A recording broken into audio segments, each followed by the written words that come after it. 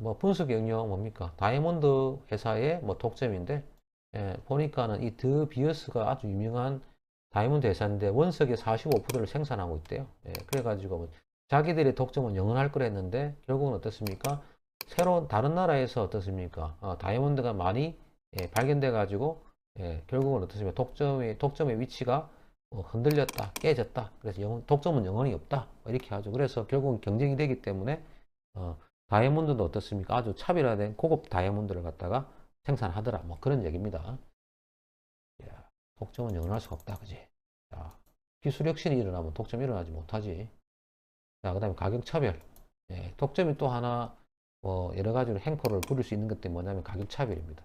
자, 비용의 차이가 없음에도 불구하고 동일한 생산물을 서로 다른 가격으로 파는 것. 동일한 생산물을 비용의 차이가 없는데도 다른 가격 판매하면 어떻습니까? 돈 벌겠지, 그지? 그렇습니다. 독점 이윤이 커진단 말이야. 독점 이윤이 커진다, 그지? 그래서, 자, 가격 차별은 흔하게 발생하는 사실 기업의 가능이죠, 그지? 가격을 달리 함으로써, 자기들이 뭡니까? 시장에서 마켓에서, 그죠? 마켓에서, 소위 말하면 그, 판매 매출의, 폭을 갖다 넓힐 수가 있잖아, 그지? 그래서 가격 차별은 흔하게 발생하는 기업의 가능으로 경쟁에 거의 일단은 영향을 미치지 않습니다, 그지? 일반적입니다. 서로가 늘 한다. 그지? 자, 이런 얘기고. 가격 차별이 진입장벽 또는 경쟁자 퇴출 수단으로 사용되면 규제합니다. 그지? 불공정에 위배가 된다. 그지? 공정거래법에 걸립니다. 그지? 이 진입장벽. 이걸 아까 뭐랍니까? 불법적인 배타적 거래라고 하는 거지. 되면 안 된다. 그지? 자, 가격 차별에는 뭐 여행사 같은 경우도 있고, 그지? 성수기 때하고 비수기 때 나눠고 한다든지, 그지? 사업 목적으로 갈 때, 그지? 이코노미석하고 일반석하고 또 다르잖아, 그지? 자, 그 다음에 전력 같은 경우도 마찬가지로 가정용하고 또 산업용도 다르게 말이고 차별하고 영화관과 골프장 같은 경우도 어떻습니까? 시간대로 봤을 때 뭐 저녁 주말 다르고, 그지? 또 연령대로 어린이하고 또 노인도 다르죠. 자, 그 다음에 코레일 같은 경우는 어떻습니까? 주중하고 주말 다르잖아, 그지? 기차 같은 경우, 그 다음에 할인 쿠폰도 마찬가지고 자동차 무역도 마찬가지죠. 국내하고 국외하고 좀 다르죠, 그지? 국내 가격이 국외보다 더 비싸죠, 그지? 그런 경우 가격 차별이다. 이런 그러면 가격 차별의 성립 조건은 뭐냐?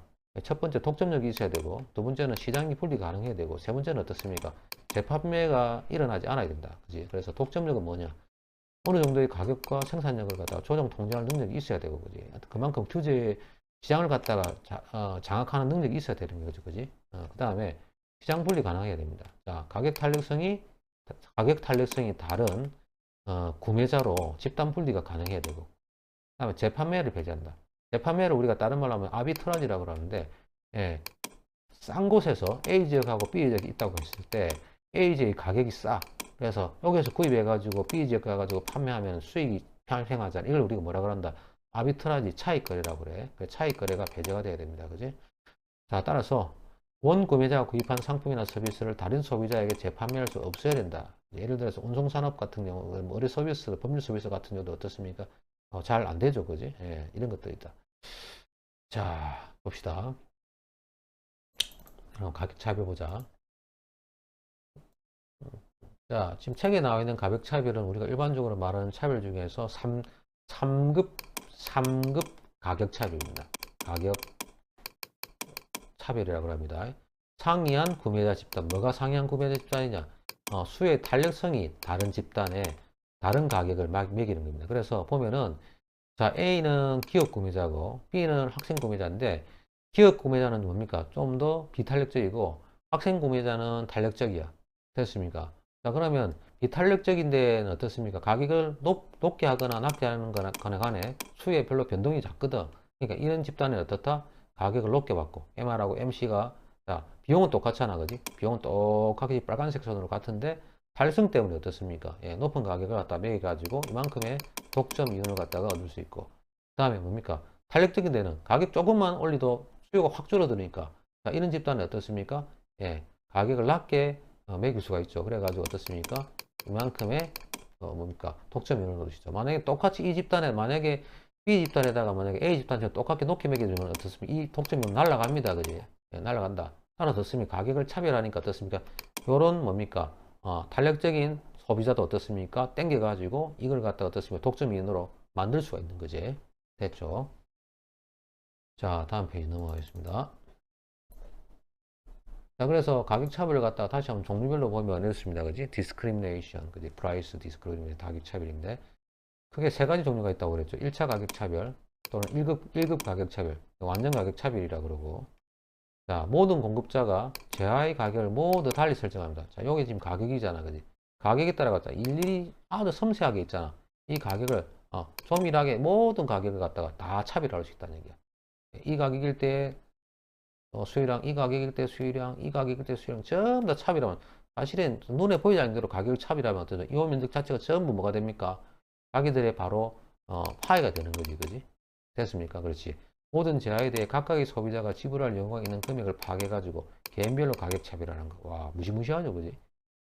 소비자 인연은 모두 독점 기업으로 귀속돼가지고 소비자 인연은 이때는 없다, 그지? 됐습니까? 예, 이런 거 1급 가격 차별, 완전 가격 차별 불가능하지, 그지? 모든 소비자의 그 니즈를 어떻게 다 알겠습니까? 그지? 이론적인 측면이 차별이고. 두 번째, 이거는 좀 더 현실적인 게 뭐냐면 2급 가격 차별, 2차 가격 차별이다. 다단계 가격 차별이다. 그지? 공급자는 소비자를 몇 개의 그룹으로 나눈다. 예, 그래서 뭐, 예를 들어서 뭐, 우리가 상품을 갖다 팔면 뭐, 사과를 갖다가 2개에서 3개 사는 사람한테는 가격을 얼마를 팔고, 4개에서 6개를 살 사람한테는 얼마를 팔고, 그지? 개수에 따라 가지고 공급량에 따라 가지고 가격을 갖다가 달리 매기는 거. 예. 이 가격 구간에 따라서 공급량의 구간에 따라서 그룹별로 달리 매기는 거지. 이거 우리가 뭐란다? 다단계 가격 차별 그래서 됐죠? 공급자는 소비자를 몇 개의 그룹으로 나눈 후 각 그룹에 대해서 서로 달리 가격을 매긴다. 그러니까 소비자의 잉여 일부가 독점 기업에 기속되고 가격 차별을 시행 이전보다는 판매량이 증가되겠지, 그지? 원래 뭐 우리가 두세 개 잘 안 사는데, 그지? 한 개 사는 것보다, 두세 개를 갖다 묶어서 파니까 훨씬 가격이 싸더란 말이야, 그지? 우리가 일반적으로 그, 마트 같은 데 가면, 끼워 팔기라든지, 묶어 파는 거 있잖아, 그지? 몇 개씩 다 묶어가지고, 유리 테이프 같은 거 테이프로 딱 고정해가지고 그런 것들이 있잖아. 일종의 이게 뭡니까? 가격 차별일 수가 있습니다, 그지? 자, 보자. 이런 거지, 그지? 여기서 여기까지 개수, 2개에서 3개까지는 얼마 가격 이거 같고, 그 다음에, 예를 들어서 여기서 2개에서 뭐, 예를 뭐 6개까지, 뭐 4개에서 6개까지는 얼마 받고, 그지? 원래 만약에 1급 가격 차별에서 이만큼의 전체가 독점 이윤이었다고 한다면, 이걸 어떻습니까? 구간별로 또 나눠가지고 어떻습니까? 따로따로 단계별로 해가지고 어떤 차별해가지고, 일부가 독점 기업에 귀속되도록 하는 겁니다. 그지? 사실은 만약에 우리가 이 자체가 가격이 만약 여기에서 그냥 독점 가격이 형성되었으면은 이만큼이 사실은 뭐가 됩니까? 소비자 잉여잖아. 이걸 어떻게 했다? 구간별로 나눠가지고 차라리 2개에서 3개로 묶어 판다. 또는 4개에서 6개를 묶어 파니까 어떻습니까? 원래 소비자 잉여가 되던 이 부분에서 자 노란색이 있던 부분에서 이런 부분들을 그지? 이런 부분들을 어떻습니까? 생산자 독점 잉여로 가져갈 수 있는 거잖아. 그지? 자, 이 얘기고요. 자, 다음 거 봅시다. 방금 했던 거 설명한 거 이거지. 상급 가격 차별은 설명했으니까 뭐 필요 없고 끝났죠? 네, 됐습니다. 자, 야구장에서도 가격 차별도 마찬가지야, 그지? 야구장도 어떻습니까? 어른하고 어린이 가격 다르죠. 가격 차별 가능하다, 그지? 자, 아까 독점의 세 가지 그 조건에서, 그지? 첫째는 시장 어떻게 가능하다 그랬죠? 독점력이 있어야 되고, 시장 분리 가능해야 되고, 재판매가 배제가 돼야 되겠지, 그지? 예. 자, 이건 지금 야구장 같은 경우는 충분하게 조정 가능하지, 그지? 예. 그래서 어른하고 어린이 나눌 수 있는데, 그런데 야구장 안에 있는 매점 같은 경우는 어떻습니까? 가격 차별이 안 된다, 그지? 어린이 값 다르고 어른 값 다르고 안 되죠, 그지? 이거는 뭐가 안 되죠? 그게 안 되지. 재판매가 가능하잖아.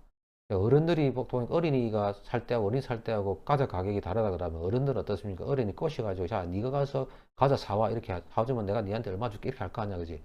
자, 이런 아비트라지가 발생될 수 있기 때문에, 야구장 내에서는 예를 들어 가격 차별이 안 된다, 이 말입니다. 자, 됐고. 읽어보면 될 것 같고요. 자, 다음 페이지 넘어갑시다.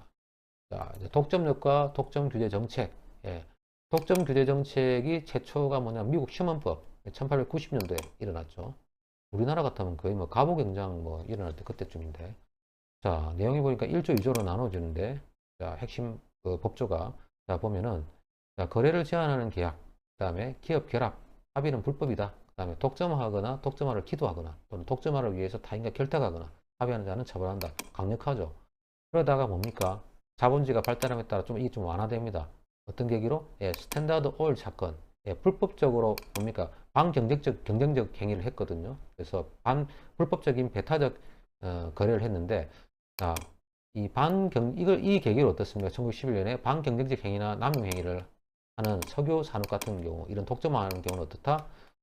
우리가 소위 말하면은 독점 규제한다. 그래가지고 어떻습니까? 이 회사 자체, 스탠드 오일 자체를 어떻습니까? 여러 개 기업으로 쪼개붙습니다. 힘을 못 쓰도록. 자, 그러다가 어떻습니까? 1920년에 와서, 자, 그렇다고 한다면, 독점도 어떻다? 앞에 이 스탠드 오일 사건을 봤을 때는 그랬듯이, 불법적으로 하는 독점의 경우에는 처벌하고, 그렇지 않은 경우에는 합리적으로 하지 말자 하는 게 뭐냐면, US 스틸 사건입니다. US 스틸 사건은 어떻다? 야, 이 기업은 어떤 독점을 했지만, 불법적인 어떤 행동을 한 게 없었습니다. 그래서, 이런 주장들이 나오게 되죠. 이런 법리가 나오게 되는데, 자, 불합리하게 거래를 제약하는 독점만 처벌하자. 불법이라고 하고, 합리의 원칙으로 하자. 했고요. 그래서 기업의 규모가 크다고 해서 반드시 독점이 나쁘다고 볼 수 없다 해서 위법이라고 할 수 없다고 내리는 거죠. 판결을. 자, 이렇게 진화합니다만 오늘날도 어떻습니까? 기업의 어떤 그 크기에 대해서는 여전히 여러 가지로 뭐 독점이 있을 수 있다고 보고 좀 안 좋게 봅니다. 사실은. 그래서 우리나라 같은 경우는 어떻습니까? 한국의 공정거래법 1980년대에 뭐라고 했습니까? 경쟁을 실질적으로 제한하는 기업 결합을 갖다가 제한하고, 자, 그 다음에 기업의 규모에 따른 규제가 있어야 된다. 특히 대기업 집단에 대한 각종 규제가 사실 엄격한 편입니다. 그지? 돼 있고. 자, 그 내용들이고요.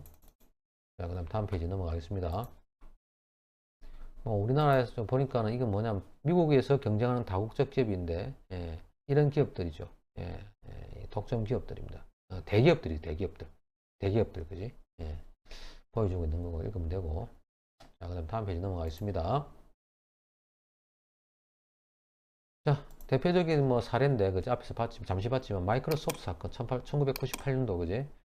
자, 마이크로소프트는 잘 알다시피 PC용 소프트웨어 시장의 95%를 차지하고, 독점 자체가 위반은 일단 아닙니다, 그지?